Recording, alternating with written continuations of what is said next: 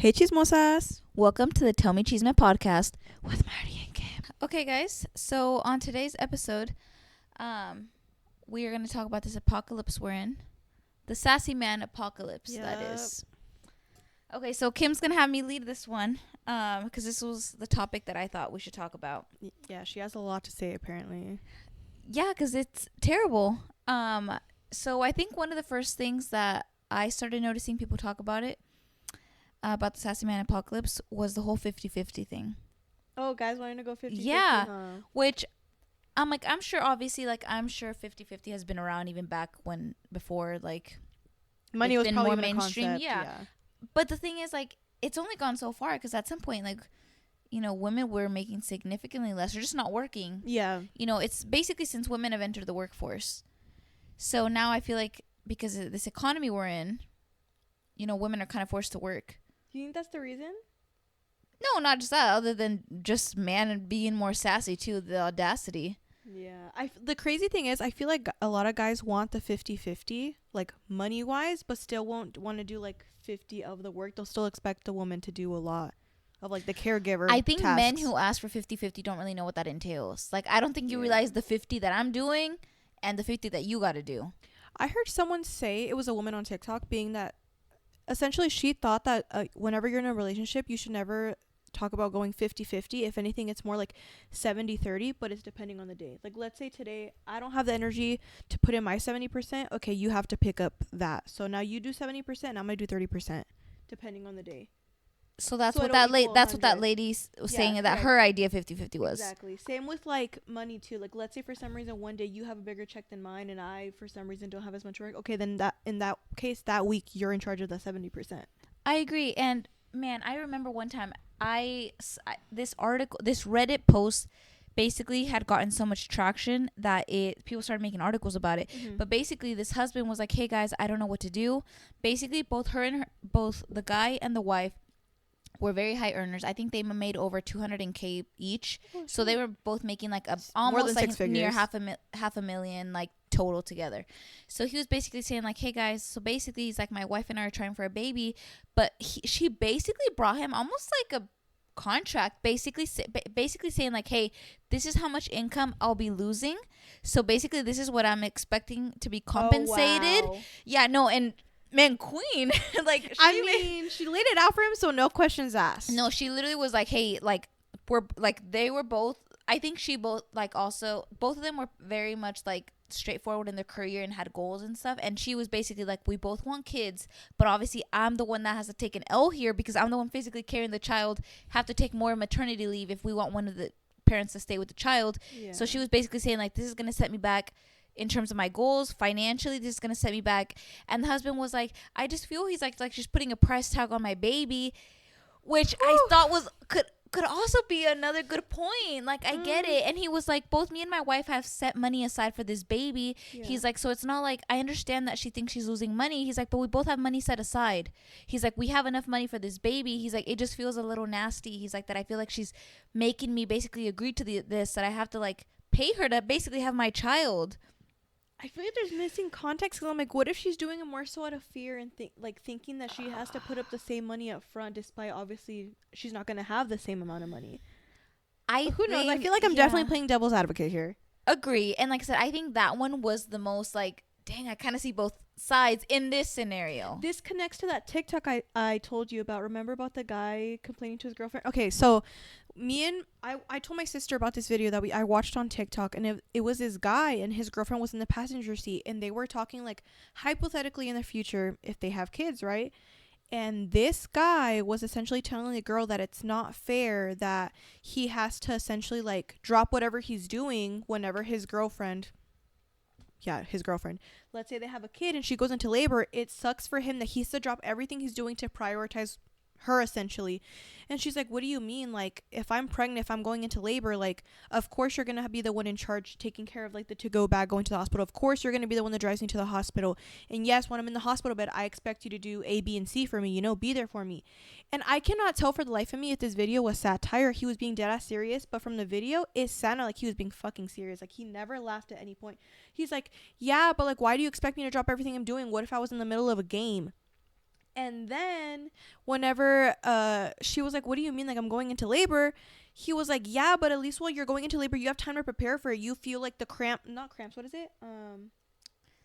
The contractions. Contractions. Like, at least you feel them coming on. Like, you have time to mentally prepare yourself. That was his response to her. Like, you expect me to drop everything for you? And it's like, well, yeah, because that's your kid too. So, like, that's a sassy man. Borderline more selfish, but that was crazy. So, I feel like now we're going on, or I feel like a whole nother podcast about, like, gender roles and everything could go. Yeah, that's a different a different episode. So, to stay a little bit more on track, because I wanted to go a little further than what you're saying, but I think that's going to completely get us onto a different topic, is the whole 50-50 on a first date and stuff like that. So I will say the very first date I went, like with my very first boyfriend, I remember here, Miss Little Independent Feminist over here, I was like, I'm not going to make it. Dude, tell me why I tell him, you got a car or do you need a ride? She humbled his ass. I was like, because I never see you like with the car. I was like, maybe you don't have a car. Post your car. I was like, maybe you don't have a car. I was like, let me just offer this guy a ride, whatever. This guy is crazy. She's her. That's his boyfriend. This guy. So he was like, oh no. He's like, I have a car. And then we show up to the date, and obviously I was already like kind of like talking to my friends. I was like, guys, do I let him pay? Like, do I not assume because we're in high school and like he doesn't have a job? Like, yeah, all that. Like that was kind of like the little awkward encounter. But I had like a movie gift card or whatever. So I was like, my ticket, I can just pay for it on the gift card. I will say when it came to the date, mind you, in high school, he didn't have a job, but I think he made like money with doing chores and stuff. He offered to pay, but I was like, oh, it's fine. I was like, I have to use this gift card anyway. I was like, I don't come to the movie theaters very often. Like for this time, I did clarify. I was like, for this time, I'll just use my gift card. And I did. So technically for my very first date I went to, like it was 50-50, but by my choice. And because I don't know, maybe my ego was I was a little feminist back then. Now I'm like, hell no. Like, let me tell you something I noticed with the Sassyman Apocolypse. One thing, I've literally heard guys have this as like their counter argument for whenever I say like a lot of guys aren't like gentlemen anymore and like don't do simple gestures. Something as simple as like opening the door for a girl, like that takes a second, literally. And I've heard guys be like, well, why can't you open the door for us? It's just a gentleman gesture. Of course I can. It's not that I can. It's just like, why wouldn't you? Men used to go to war. Men used to go to war for and us. Now Men used to build us houses. It is what it is. Another thing I wrote down that I thought was so funny is like I see a lot more guys now. You know how like girls will use the term like guys, bro, dude, but it's very like it has nothing to do with like gender. It's just like a term you say, you know, to reference it like certain people. I've heard a lot more guys be like girl, like in the middle of a sentence they'll be like girl instead of like using bro. I feel like has some sass to it, and I think they secretly like it. Gosh, that can be in its own episode, own little thing. Okay, I had also the not opening the doors. I had that on my notes too. Another thing too, I have a friend who, oh my gosh, this girl, if they unlock it, she's pretending like she doesn't know how to open the door. Oh. I'm like, part of me is like, damn, I want to go to those extremes too. And the guy, she's like, all it takes is one time. She's like, the guys will be like, hey, it's unlocked. And she's like, oh, okay, yeah. And until they get the hint, she's like, until it clicks for them, she's like, then they're embarrassed. She's like, all it takes is one time for them to get embarrassed. And I was like, props to you. One, I'm impatient. Two, I'm like, I don't want to deal with this awkward interaction because with my luck, it's a dummy that's not going to get it. Literally me. With my luck, he'll be like, what the hell? Like, you won't go open it. Yeah, plot twist. Or like in my head, I'm like, damn, I really like this guy. I'm like, what if he like doesn't open the door? Yeah, so I probably wouldn't do that. But props to my friend. I mean, she got herself a man that is out here doing everything for her. So good for her. Let me tell you what is also part of the Sassyman Apocolypse. I think that there's a lot more guys now that are more high maintenance than some girls. And I'll tell you why. Because I have a lot of guy friends. The one thing that they will put above everything else, their haircut. They will not miss that. As soon as you have your first haircut, they have the next one scheduled 2 weeks on the dot. And if it's not on the dot, they're like, bro, my hair looks like... You can't even tell. You really cannot. I feel like the only ones who notice are them.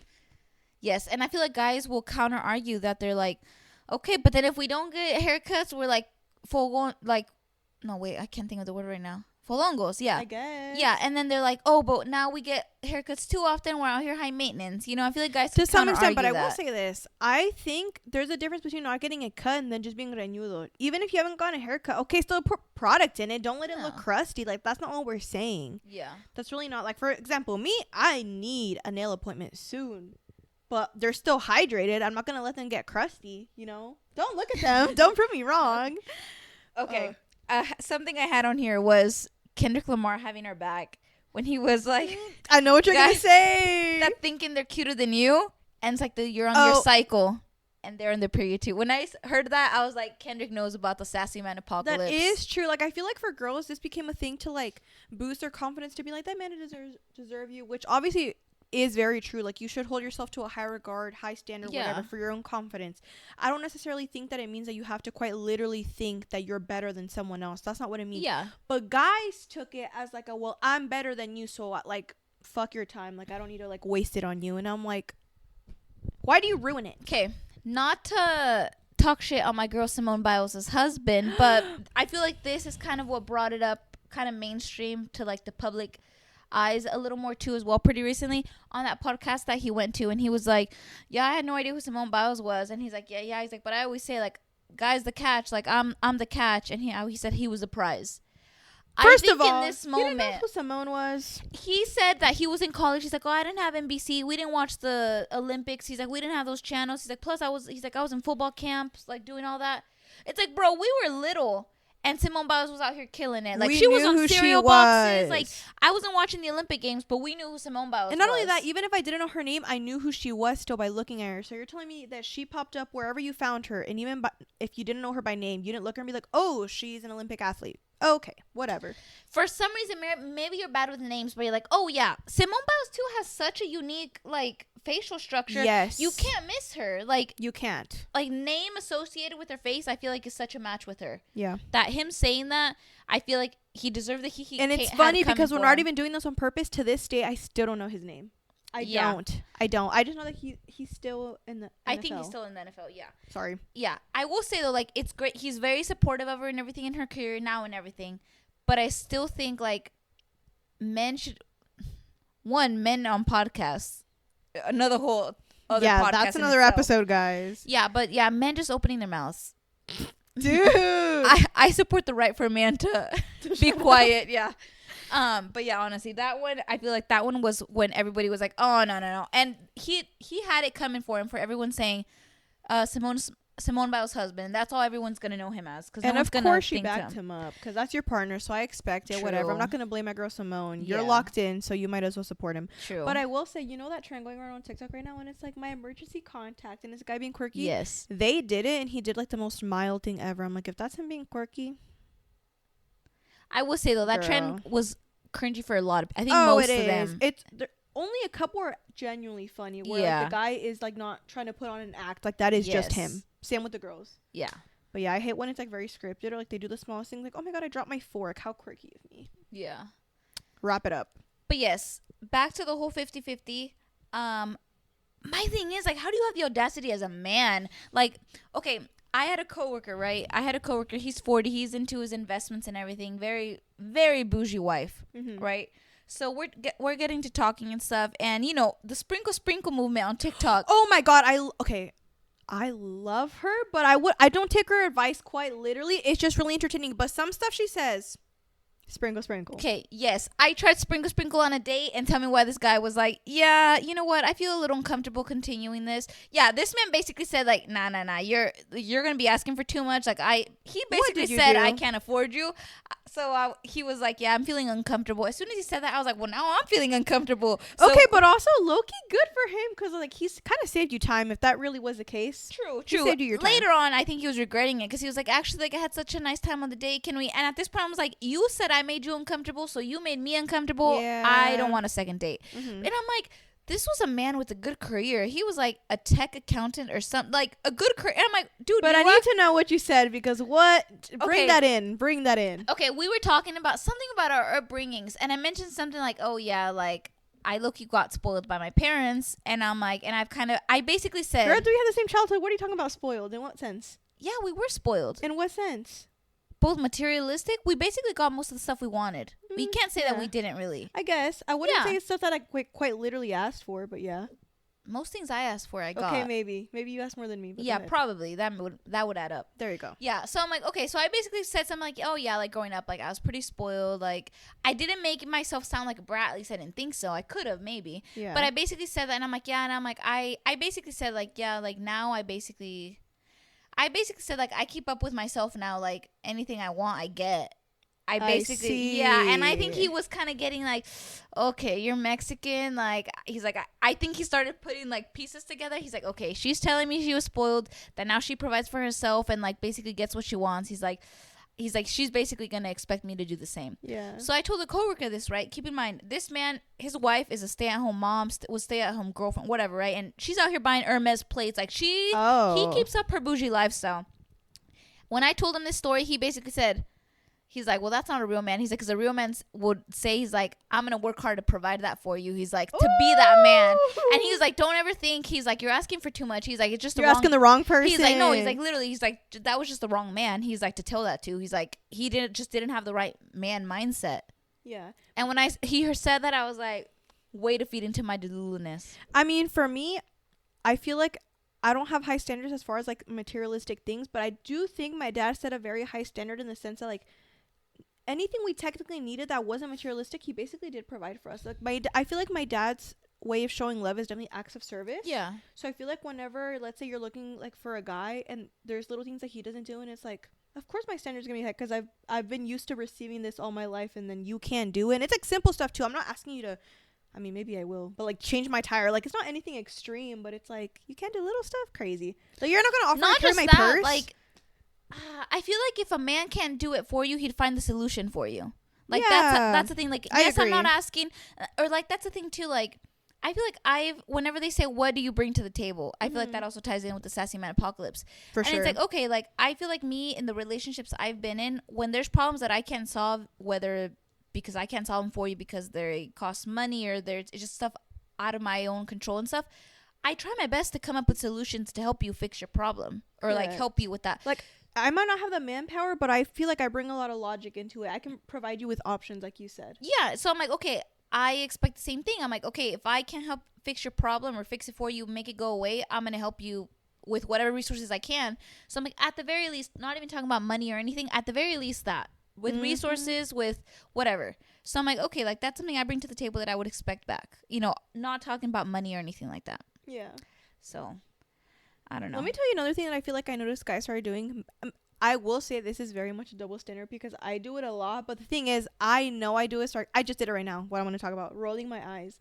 I notice a lot more guys rolling their eyes and using more like feminine like mannerisms. And I'm like, only I roll my eyes. What are you rolling your eyes for? And I'm like, sometimes I do think, I'm like, okay, I do it to be sarcastic. Are you actually annoyed or are you using it the same way I do?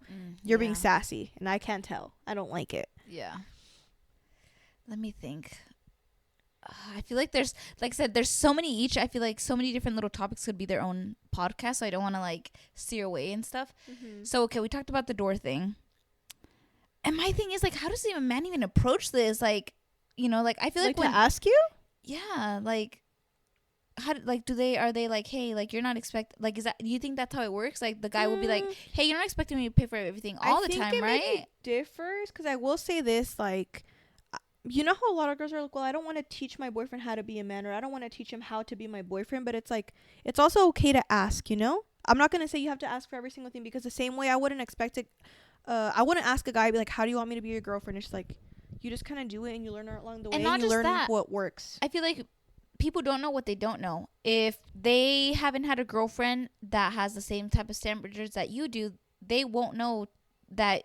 For example, like a girl's like, for example, some girls really don't like flowers. They would prefer a gift and something else. You know, like if a guy just assumes that all girls are cookie cutters, like, you know, you kind of do have to a degree, teach, like communicate with your significant other kind of what your preference with anything. And yeah, because no one receives love the same way as the next person. Yeah, exactly. So I'm like, some girls might just not like materialist. Some girls I know some girls like are so hyper independent that guys buying anything for them literally weirds them out, and it's just they're very uncomfortable with. Couldn't be me, but you know, some girls I feel like I used to get like that, but again, I feel like for me in my case it was because it was my first relationship ever, so I just was not accustomed to it, and I had never been used to someone wanting to buy me stuff that it made me feel kind of like, oh, like I feel bad, you know. I will say for me, like how you said, some girls don't don't really like flowers. I think the idea of flowers sounds really nice to me, but it's like, if I had to choose, of course, both would be better, like to buy you flowers and something else. But if I had to choose, I think I would just rather a man just take me out to eat. More than flowers. 'Cause, like, you're going to get flowers, take a picture, and then they're just going to sit there and they're going to die, essentially. Yeah. At least the meal, it's like something I can appreciate in the moment I can do something with. The flowers, just like, they just look pretty and that's kind of it. Maybe that's just me. Yeah, I think that's just you. You just like think of foodie and stuff. She just called me a big bag. And I don't mean that. I mean, in that yeah. way. I mean, like, what way do you mean? I feel like I'm like my mom, where I'm like, I love looking at the flowers. Like, yeah, I love posting them. Just even when I buy them for myself, regardless if someone gifted them to me. Like, I love posting flowers. Like, I love looking at them. Like, yeah, I think in that sense, that's what I mean. Like, I think every now and then they'd be cute. I wouldn't say hype maintenance to the point where, like, let's say those flowers are dying, you need to have the next ones coming up. Like, no, that's too like much for me. those one TikTok boyfriends that they're like, you need to pull one and keep it to yourself. That's when you know it's I think dying. that's too much, but that's just me. I'm sure some girl out there loves that. Oh yeah, for sure. Yeah, I feel like most girls that are into flowers and stuff would be like, yes. Yeah. Funny thing is, like, about the whole flower thing, I don't know why that has been like a thing that boyfriends usually get their girlfriends. Have you ever heard that quote that you need to give a man their flowers while they're alive because most men don't receive their first flowers until they're dead? That quote is like very deep, but I'm like, at the same time, it's like I feel like some guys would receive flowers and be like, what the heck, like, why are you giving me this? Yeah. But I think the idea of it would be really nice, but that's an example kind of a guy being sassy. I feel like he would just be like, why are you getting me this? But I think the idea of it would be really sweet. But then I think about like some guys genuinely like tend to gardens and actually enjoy that. I feel like guys enjoy plants over flowers. Maybe, which I think is a green flag. I think so too. Yeah, if you got a green thumb. Yeah, I think men with green thumbs very attractive. If they can, like, they Maybe have that's something. the Mexicans in us talking, because like our dad, he has a very green thumb, and my mom will claim all the flowers in front of our house are like her plants. She doesn't even take care of them. It's my dad doing all that work. She doesn't mend them at all. It's my dad. Yeah, exactly. Like that is a maybe, but just like a man with an apartment full of plants, or just a plant, you know, that he takes care of and all. I don't know. It's kind of cute. Yeah. Standards are on the ground. Funny thing is, we're over here talking shit on Sassy Man. We're not being fully serious, but I will say, I feel like as I get older, I'm starting to develop more of like a, I don't want to say taste, that sounds weird, more of a type for like guys that are somewhat soft. Like, have you ever heard the term of a man written by a woman? And it's like guys that are just so understanding and gentle and like empathetic towards like other people. It's like that's what people describe as a man being written by a woman. I feel like as I get older, that becomes like something I like go towards. It's like a softer man more than super like hyper masculine. There's a time and place for that, but for that to be you all the time, I feel like that's just not what I'm into. I would agree, only because, you know, I feel like my previous guys I've interacted with, you know, I've been told, you just want a fruity man. Well, with all due respect, I think you can agree to this too. I think you are slightly more sensitive than I am, so I feel like you kind of require that like emotional support more than me. No offense. No, for sure. I'm a crybaby. Like, I'll admit it. I'm a crybaby. I'm so sensitive. Like, yeah, like I'll smell something that reminds me of my grandma. I will say she cries for valid things. Mine is like, it's almost borderline uncontrollable. Like, it just depends. Like, yeah, but I think yours is because you don't cry so often that I feel like it's a by the time it's building up. So it's building up. So like, by the time something like, big. Can I say about the time I cried that it was so stupid that you recorded me? You were laughing at me. Sure, because I don't remember. Okay, so essentially, I have like not a fear of flying, but I just don't like flying. The couple times I've flown, I just have not enjoyed it. And my dad had never flown in his life, and at the time, she was working in LA. Yeah. And she was about to leave her contract, and so she needed help moving back, and she had a lot of stuff. And so my dad offered, I think at first jokingly, hoping that she would turn it down, but she didn't. My dad offered to go to LA to help her fly to LA specifically. Fly to LA so that they could make the drive back to her hometown. And so she said yes, and then my dad was like, shit, like, how do I get out of this one? But he couldn't. It was too late. He couldn't backtrack. So he was about to fly for the first time. But might I add, fly for the first time alone. Yes. First time flying ever and alone? Not ever, because we had flown to Mexico. Oh, true. That's true. So okay. First time flying alone. Alone, exactly. So I have anxiety, and it gets pretty bad depending on certain situations. And this situation made me feel so helpless, because I was like, if something goes wrong, I'm not going to be there to help them. It's going to make me feel weird. Like, I get really sentimental about my parents, or just like people that even like speak a different language, that I'm like, oh my god, like they're gonna be helpless. Even though, dude, my dad could stand his own, understands enough English. I was just in my head, and I started bawling because I was telling her, I'm like, and what if he calls me and I can't answer? What if he FaceTimes me? Because at the same time, also, how am I supposed to help him? I also have never flown on my own. I would not tell him how to navigate an airport. So I was just crying over the stupidest reason, and she was recording me laughing because she could not comprehend why that was making me like so teary-eyed. Because she doesn't cry often, so I'm like, I don't. why are you crying over that? Yeah, and the worst part is I was just like hysterically crying, and then like also laughing because I knew how ridiculous it was. But he ended up being fine. Of course he was. Yeah. But yeah, that was like me being, I guess, emotional in that sense. I feel like, okay,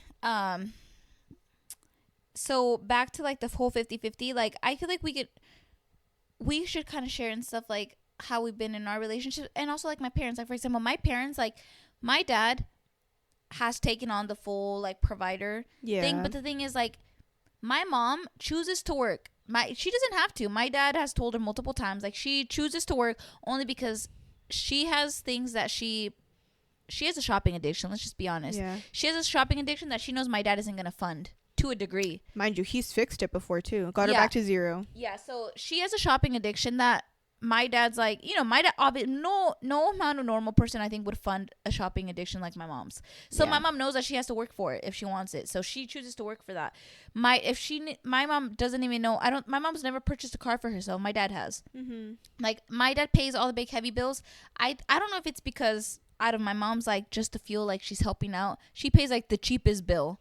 Yeah, like the $30. And she'll still complain about it. And she'll still complain about it. She'll pay like the $30-$50 bill. And the crazy thing is, his provider role goes so far, not even obviously to just his like wife, but like us too. I don't know, like at one point I think you had a card that was like my dad's, that during like college, for groceries and gas. He gave me like a debit card. And like for me, I remember my last job I worked at, I'm not gonna say it, maybe in the future I'll talk about it, but I hated my last job so bad. I was coming home and just having like panic attacks, and I was just crying because I hated it so damn bad. And it got to the point where he was like, okay, just quit your job, like I'll make sure that you're still living in your apartment. I'm like, dude, that is a crazy ask. And I just felt so horrible. And it's like, that's an example of a man that's not sassy. Like, he's willing to like do borderline almost anything for his family. Like, I was like, that is crazy. And of course I denied it because I was like, that is ridiculous. I'm able to work, I just need to suck it up, you know.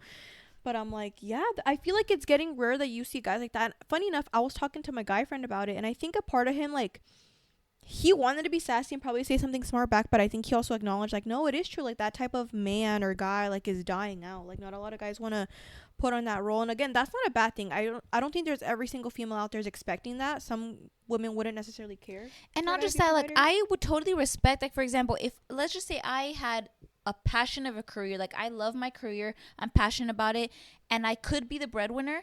Like, if my partner, like, because like I recently saw a TikTok where a girl, she's a doctor, but her husband is a UPS driver, and she said all the comments were like, all like, in real life and everything, that they're like, oh, you're the breadwinner, like your husband's only a UPS driver, like could never be me, like how are you okay with that, like blah blah blah. Was crazy, but I would have more respect for that man because that means he's comfortable and like secure in his own masculinity, that he doesn't feel like the need to be able to make be the one that makes and more. I've met people in healthcare where the women are the breadwinners and their husbands are the stay-at-home husbands, which I'm like, that is like a whole new sense of like gender role reversal, you know, like which I feel like it's been maybe more common and stuff in the recent years with women going to school more often, like, and progressing more in their career and everything, that I'm like, shout out to these men, because I feel like, one, the backlash that they probably receive from other men, like knowing that you have to guys have to blame women a lot, but I think the problem is coming from inside the house. You talk to your homeboys, talk to your homies, I bet you they will probably give you more shit than we ever will.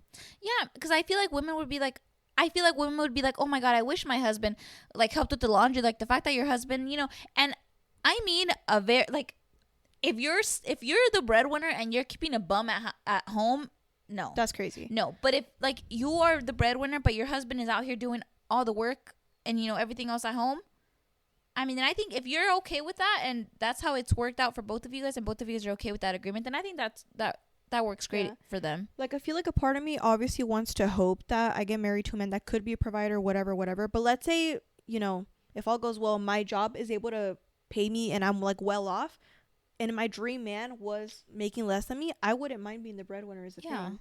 I would just hope that it would go the other way, but if it didn't, like, I wouldn't be opposed to it. Yeah, really you're not wouldn't. gonna say bye. You're not gonna like toss your dream man to Exactly. the side only because he doesn't make enough. Especially with how the dating market looks like. Shit, I might end up being the breadwinner, to be quite honest with you. Unless I end up traveling more. But to be honest, I have yet to. This is maybe sounding really cocky right now.